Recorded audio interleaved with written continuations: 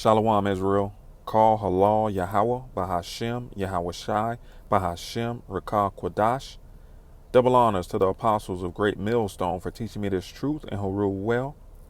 And a sincere salutations to the house of David, you Akim pushing this truth to the four corners of the earth in all truth and all faith and in all sincereness, risking and putting your lives on the line daily for the names Yahweh, Yahweh Shai.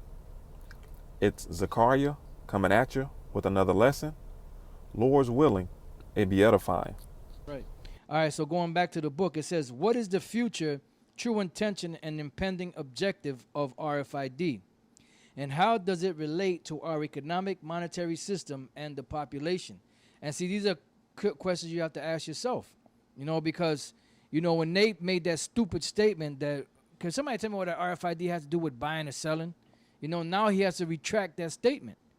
Because you said your dog got a microchip, then maybe the dog can go buy you a piece of lamb.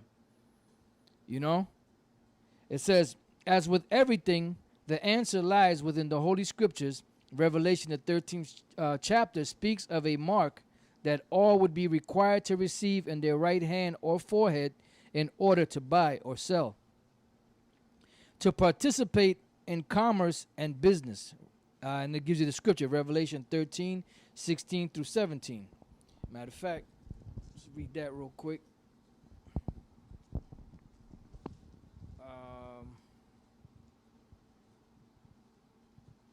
This is the book of Revelation, chapter 13, verse 16.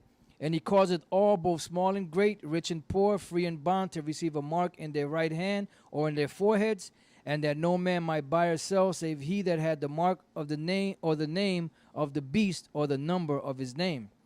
It's all laid out there for you. It says, okay. It says, let us examine this word mark in detail. The Greek charagma means an imprinted mark, a thing carved, sculpted, or graven. This future prophecy is in direct violation of the laws of the Most High. Leviticus 19 and 28. It says, forbids the cutting into flesh.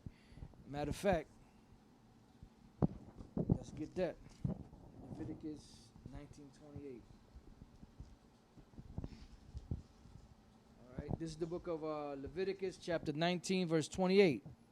Ye shall not make any cutting in your flesh for the dead, nor print any marks upon you. I am the Lord, Yahweh Bashem Yahweh Shai. Now, when you look up that word mark, which it says, in the printing of marks upon us, the Hebrew word used here for the word marks is kwai, means an incision, imprint, tattoo, mark, stigma.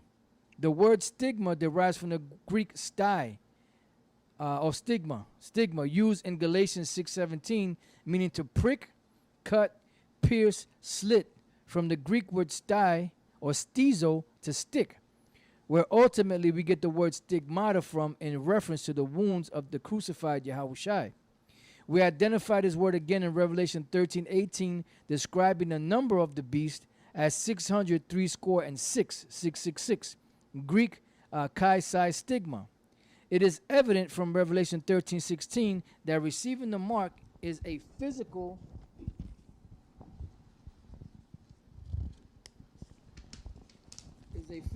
act. From Leviticus 19:28 and Revelation 14:9 through 11, that is a grave sin prohibited by the Most High.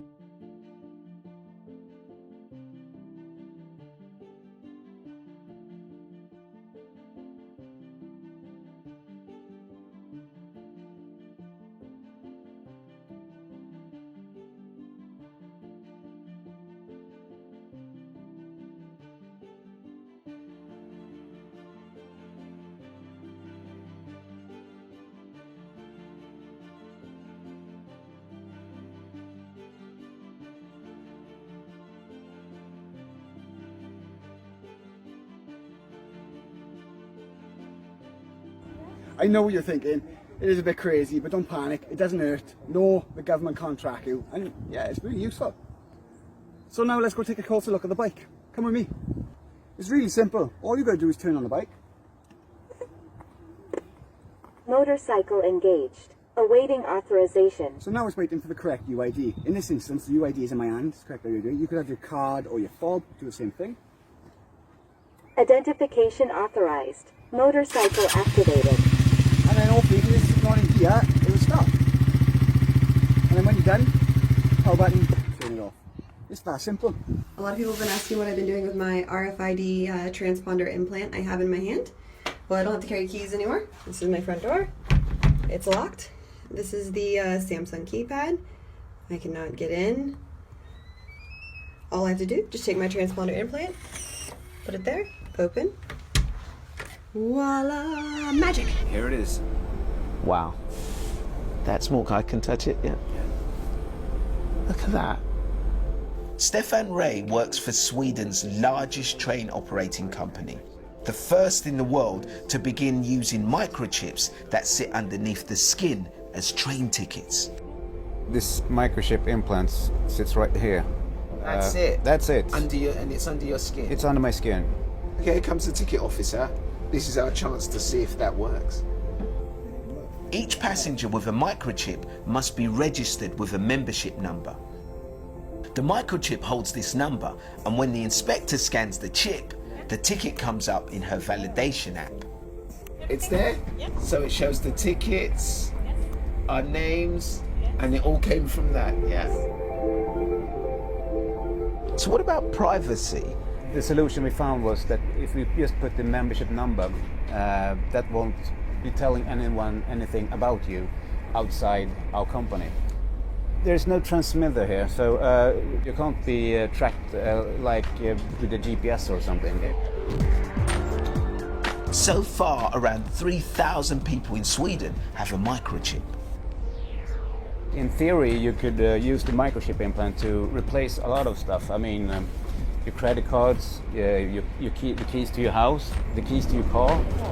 Last year, Wisconsin-based company 3 Square Market announced its plans to install rice-sized microchips in its employees. The implants can be used to scan into the office building, to purchase food at work, and to log into the computers there.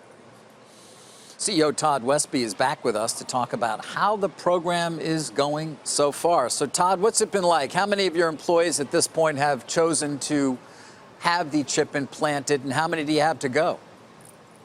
Yes, to date, we have 196 employees, and 92 of them are chipped to this day.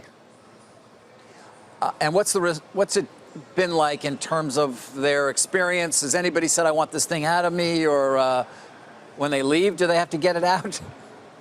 We've had one employee that's left that had it removed. However, the vast majority of our employees absolutely love the conveniences that having this chip in their hand really brings to them. I'm sure you've been asked this a million times, Todd, but why not a badge? Why do you have to implant a piece of equipment into people? If it can be lost, it will be lost. And the very first day that I had this done, I actually had a late night interview, and I forgot my ID card, and I thought, I got a chip in my hand. And when I showed up at work, I scanned my hand and I was let in the front door. So it's really a huge convenience factor that the employees seem to like with it. It's very small. I've got a grain of rice in my hand, which I'm told approximates the size of these chips. So I kind of get that. But, you know, we all carry around our phones these days. We don't really lose those too often. Why not just have people use their phone for this kind of thing? Because this is much more convenient. You can do a lot more really with this than you can your phone, as far as I can log into my computer with this, which I do every day.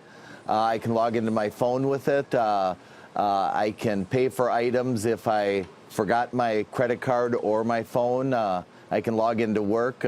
This is the actual size of the chip. I don't know if you can see that, but it is the size of a grain of rice, literally. We did this honestly initially just for fun, because that's what a technology company does, and often when you start with something, you end with something completely different, and that's the case here. We started with a simple little chip, and now it's evolved into a whole nother business, which we're in development right now, of an actual chip that will be powered by the human body, the heat, and it'll have GPS tracking capabilities along with voice recognition.